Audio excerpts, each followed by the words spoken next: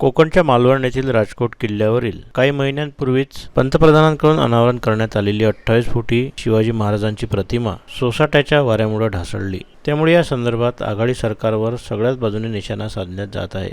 अनुभव नसलेल्या व्यक्तीला हे काम देण्यात आलं होतं। तसेच इतक्या अल्पावधीत फक्त सोसाट्याच्या वाऱ्यामुळे पुतळा पडला। त्यामुळे आघाडी सरकारनं छत्रपती शिवरायांचा अपमान केले असल्याची सगळीकडे चर्चा होते आहे। याच संदर्भात अमरावती युवक काँग्रेसच्या वतीनं या घटनेचा जाहीर निषेध करण्यात आला। अमरावती शहराच्या मध्यस्थानी असलेल्या राजकमल चौकात घोषणाबाजी करून या संदर्भात निषेध व्यक्त करण्यात आला।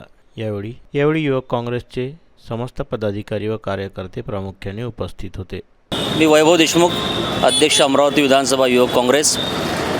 आपण बघितलं की अवघ्या 8 महिन्यात महाराष्ट्राची अस्मिता असणाऱ्या छत्रपती शिवाजी महाराजांचा पुतळा कोसळलेला आहे। एके ठिकाणी हे नेहरूंवर टीका करतात, नेहरूंच्या कारकिर्दीवर, तर नेहरूंच्या किंवा काँग्रेसच्या सरकारात जे पुतळे महाराजांचे बनले की कोणते बनले ते आजही दिमाखाने उभे आहे महाराष्ट्रात। मात्र या सरकारने उभारला पुतळा अवघ्या 8 महिन्यात पडला। त्यामुळे ह्या सरकारने जो आपण बघतो की रस्ते, पूल, आज विमानतळ घडत आहेत आणि याची आता मजल इथपर्यंत गेली आहे की महाराजांचा पुतळासुद्धा पडत आहे। म्हणजे एवढा भ्रष्टाचार करण्यापर्यंत त्याची मजल गेलेली आहे। हा पुतळा पडलेला नाही आहे। माझं म्हणणं असं आहे की या सरकारचा येणाऱ्या निवडणुकीत महाराष्ट्रातील जनता हिशोब करणार आहे। ज्याप्रमाणे शिवाजी महाराज आपल्या गुन्हेगारांचा कडेलोट करत होते, त्याप्रमाणे महाराष्ट्राची जनता आता ह्या भ्रष्टाचारी सरकारचा कडेलोट येत्या निवडणुकीत करणार आहे। रयतेचे राजे छत्रपती शिवाजी महाराज यांच्या पुतळ्यात जो भ्रष्टाचार झालेला आहे, खरं पाहिलं तर ह्या महायुतीच्या सरकारला BJP असो, शिंदे सेना असो किंवा अजित पवार असो, यांना फक्त आणि फक्त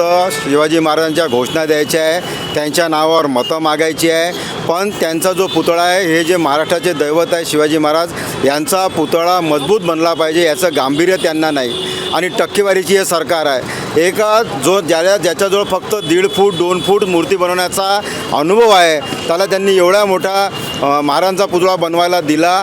आणि ते आपटे म्हणून जे गृहस्थ आहे त्यांना एवढा मोठा अनुभव नसतानासुद्धा महाराष्ट्राचे दैवत असलेल्या शिवाजी महाराजांसोबत जे त्यांनी पुतळ्यासोबत केलं ते खरं पाहिलं तर महाराष्ट्राच्या जनतेचा अपमान आहे। महाराष्ट्राच्या जनतेचा जो महाराष्ट्र जनतेच्या मनात जो सन्मान आहे शिवाजी महाराजांबद्दल, त्याच्यात तो पूर्ण जनतेचा अपमान आहे। आम्हाला एवढं सांगायचं आहे की याच्यात ज्यांनी आपले खिसे ओले केलेले आहे, ज्यांनी टक्केवारी घेतलेली आहे वरपासून खालपर्यंत, आणि कोणत्याही गोष्टीचा विचार न करता अशा अननुभवी व्यक्तीला हे जे काम देण्यात आलेलं आहे ते कोणाच्या सांगण्यात देण्यात आलं आहे त्याची चौकशी व्हायला पाहिजे। आणि या सगळ्यांना आतमध्ये टाकण्याचं काम, लहान गोष्टी तुम्ही इतरांना 12 महिने 14 महिने 15 महिने तुरुंगात डांबून ठेवता, आणि शिवाजी महाराजांचा ज्यांनी अपमान केला त्यांना तुम्ही आता काय त्याच्यावर कमी कारवाई करता हे आम्ही पाहणार आहे। आणि कारवाई जर का नाही झाली तर युवक काँग्रेस पुन्हा मैदानात उतरून आंदोलन करेल।